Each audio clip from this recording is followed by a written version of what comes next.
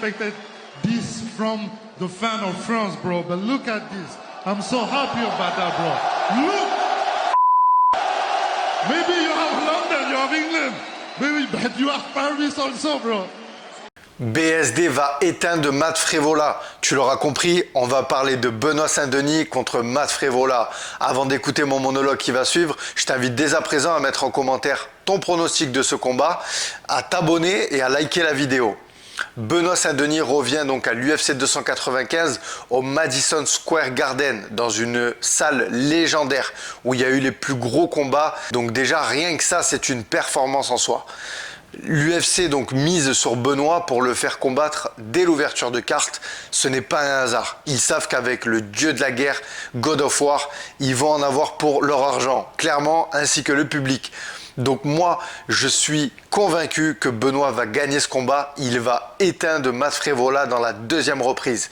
Je sais que le premier round, ça y va direct. Matt Frevola va y aller aussi. On sait que c'est un bagarreur. Les deux sont des bagarreurs. Les deux viennent des forces spéciales. Il y a beaucoup de similitudes. Mais quoi qu'il en soit, Benoît reste meilleur. Franchement, quand on voit l'année qui vient de s'écouler et ce que Benoît a montré, il est sur une dynamique. Il est même pas dans son prime encore, il n'a que 26 ans. Pour moi, quand Benoît, je l'entends dire que aucun combattant fait 3 x 5 avec lui et que celui qui va l'éteindre n'est pas né, je suis entièrement d'accord avec lui. Franchement, je le vois même devenir champion de cette catégorie. Je n'ai pas peur d'employer ces mots-là. Les Charles Oliveira, Makhachev, Rafael Fiziev, pour moi, face à Benoît, c'est possible. Franchement, Benoît, il a montré qu'il était complet. C'est un combattant qui a un palmarès qui est magnifique. La seule défaite qu'il a eue, rendez-vous compte, c'est face à Élisée. Et c'est à la décision qu'il a perdu dans un combat sanglant, une guerre. Qui aujourd'hui a fait des combats comme ça dans le top 10, vous voyez, de l'UFC? Clairement, aucun. Donc voilà, je n'ai pas peur d'employer ces mots. Benoît, pour moi, il a toutes ses chances. Il est en totale progression. Et rendez-vous compte ce qu'il a fait à Thiago Moises. Franchement, même le champion Islam Makhachev n'a pas fait tant. Donc voilà, je sais que les combats, on ne peut pas comparer les combats, mais il y a des similitudes qui ne trompent pas. Et pour moi, aujourd'hui, Benoît Saint-Denis, il est au top. Voilà, là, il a eu le temps clairement de souffler un peu après l'UFC Paris.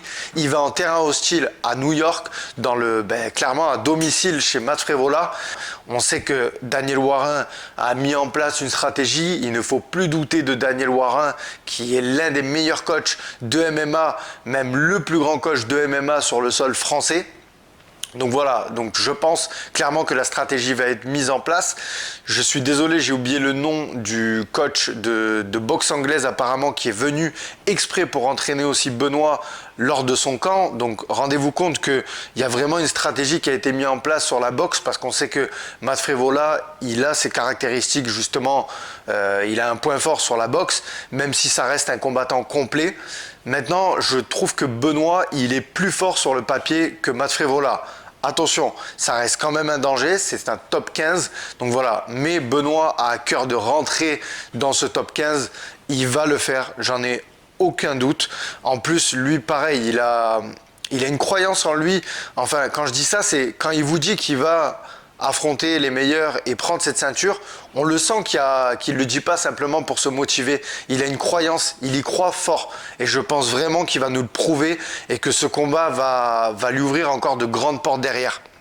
En tout cas, la dynamique qu'il a eue, que ce soit l'UFC Paris contre Bonfim, ça c'est incroyable. Et je ne pense pas qu'au contraire, ça peut être quelque chose qui peut le freiner parce que Benoît, il est demandeur. C'est un combattant qui a besoin de rester actif, de combattre très régulièrement. Et l'UFC, qui ont misé sur Benoît, ça c'est extraordinaire. Franchement, de le mettre aussi rapidement sur une telle carte, c'est incroyable, vraiment. Donc, moi, je suis entièrement derrière Benoît Saint-Denis, comme je pense tous les Français, mais je vais aussi pronostiquer une victoire et je pense que Matt Frevola n'est pas assez fort pour Benoît. Voilà, je pense clairement que Benoît va le surclasser dans le deuxième round, comme beaucoup d'adversaires qui vont dérouler par la suite. Parce que je pense qu'on ne se rend pas compte du niveau de Benoît. Clairement, c'est une pépite qu'on a en France et il a les capacités d'aller très loin dans les années à venir. Je dis dans les années à venir parce qu'on sait que le chemin pour aller jusqu'au titre dans cette catégorie, il est très compliqué quand on voit des Islam Makhachev. plus Benoît va gagner ses combats, plus les autres adversaires du top 5, top 10 vont commencer à dire hop hop hop, j'ai rien à gagner en affrontant cet adversaire qui est derrière moi.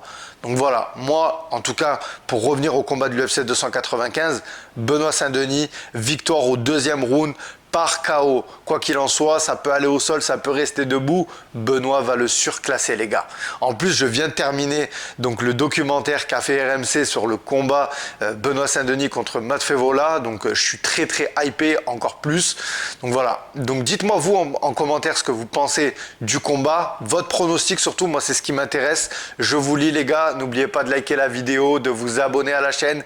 Vous avez le club privé de l'Afterfight. Si vous voulez avoir toutes les vidéos en avant-première, c'est là qu'il faut se rendre. Donc je vous dis bonne journée, bon week-end, à bientôt.